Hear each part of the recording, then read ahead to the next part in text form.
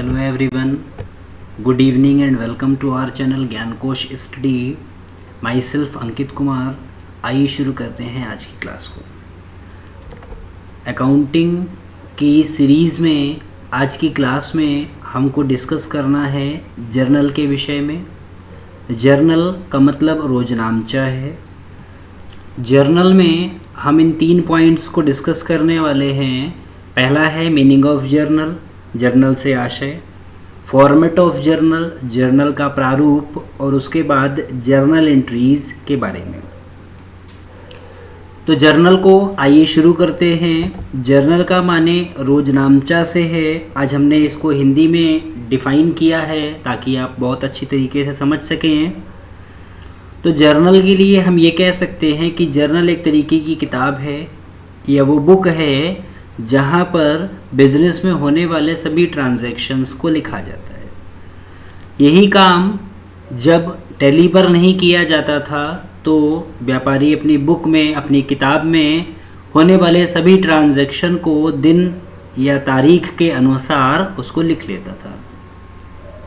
आज भी यही काम हम करते हैं, क्योंकि कोई भी एंट्री या कोई भी स्टेटमेंट डायरेक्टली लेज़र में नहीं लिखा जाता है। पहले उसकी जर्नल एंट्री लिखी जाती है और जर्नल एंट्री लिखने के बाद हम ये निर्धारित करते हैं कि इस एंट्री में कौन कौन से खाते प्रभावित हो रहे हैं और प्रभावित होने वाले खातों के अनुसार उसकी एंट्री लेज़र में की जाती है। तो इसीलिए व्यापारी हिसाब किताब रखते समय लेज़र में सीधे एंट्री नहीं करता है, पहले उसको जर्नल में लिख लेता है और जर्नल में लिखी हुई एंट्री जर्नल एंट्री कहलाती है। और वो एंट्री लिखने के बाद उसको आसानी से समझ में आ जाता है कि कौन कौन से प्रभावित खाते हैं और किस में एंट्री करनी है, तो आसानी से की जा सकती है। व्यापारी तारीख के अनुसार या जिस तरीके से वो समझ सकता है, मेन तो तारीख ही रहती, तारीख के अनुसार वह होने वाली लेन देन, खरीदी और बिक्री जो भी है उसको डेट वाइज लिखता है। और डेट वाइज लिखने का जो प्रोसेस है वो हमने पढ़ाई है कि उसको हम जर्नल एंट्री कहते हैं। जब हम अपनी किताब में वो सारी जर्नल एंट्री कर लेते हैं, उसके बाद हम उसको लेज़र में इनपुट कर देते हैं ताकि हमारी टैली में वो सुरक्षित रहे। जो जर्नल का आशय हम यहाँ पे समझ गए हैं, आइए आगे देख लेते हैं इसका फॉर्मेट। तो इस तरीके से जर्नल का फॉर्मेट लिखा जाता है, एक टेबल के रूप में हमने यहाँ पर दिखाया है आपको, और आगे भी हम इसको बेहतर तरीके से देख पाएंगे। यहाँ पर डेट दी गई है और डेट के बाद पर्टिकुलर्स में हमने purchase account debit to Rajiv's account लिखा है। मीन्स यहाँ पर ये स्टेटमेंट, ये एंट्री है, इस एंट्री को जर्नल एंट्री कहा जा रहा है। कल की वीडियो में हमने ये समझा था मीनिंग ऑफ अकाउंट में, क्लासिफिकेशन ऑफ अकाउंट में डीआर सीआर के बारे में। डीआर बाईं ओर लिखा जाता है और सीआर दाईं ओर लिखा जाता है उसी लाइन के नीचे। तो यहाँ पर जर्नल में पर्टिकुलर्स में वो स्टेटमेंट लिखा गया है, वो एंट्री लिखी गई है और उसके नीचे लिखा गया है बीइंग परचेज ऑन क्रेडिट।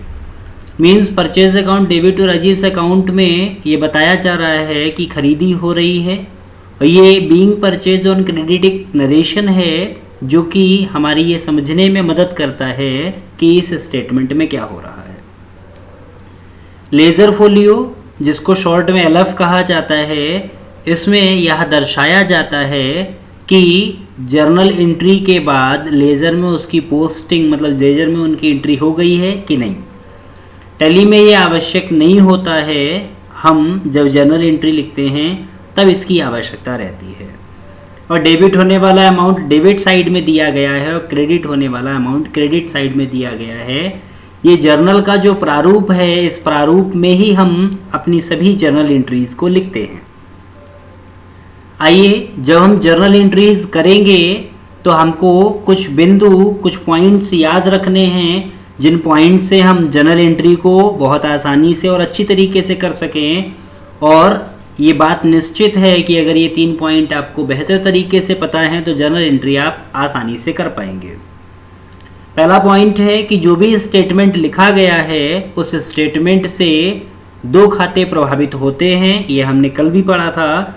तो प्रभावित होने वाले खाते आपको पता होने चाहिए कि वो कौन से कैटेगरी में आते हैं, पर्सनल अकाउंट के अंतर्गत, नॉमिनल अकाउंट के अंतर्गत या रियल अकाउंट के अंतर्गत। तो प्रभावित होने वाले खातों के बारे में आपको जानना है, उस खातों को ढूंढना है। खातों के प्रकार वही हमने अभी बताया कि वो खाते जो दो आप निकालेंगे वो कौन से खाते के अंतर्गत आएंगे, पर्सनल अकाउंट के अंतर्गत या नॉमिनल अकाउंट के अंतर्गत या रियल अकाउंट के अंतर्गत। जब आप खातों को निकाल लेंगे उसके बाद डेबिट और क्रेडिट में रखने के लिए, जर्नल केस प्रारूप में रखने के लिए आपको नियमों की आवश्यकता पड़ेगी कि कौन सा खाता डेबिट और कौन सा खाता क्रेडिट हो रहा है। तो खातों के नियम भी याद रखना आवश्यक है, जिनको हमने कल की वीडियो में डिस्कस किया है। कल की वीडियो मतलब मीनिंग ऑफ अकाउंट वाली जो वीडियो है हमारी, उसमें हमने डिस्कस किया है। तो जर्नल से संबंधित ये सारे पॉइंट आपको समझ में आ गए होंगे, उम्मीद है।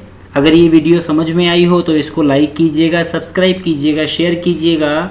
नेक्स्ट वीडियो में बने रहिएगा जिसमें हम जर्नल एंट्रीज को सीखेंगे। So thanks for watching video.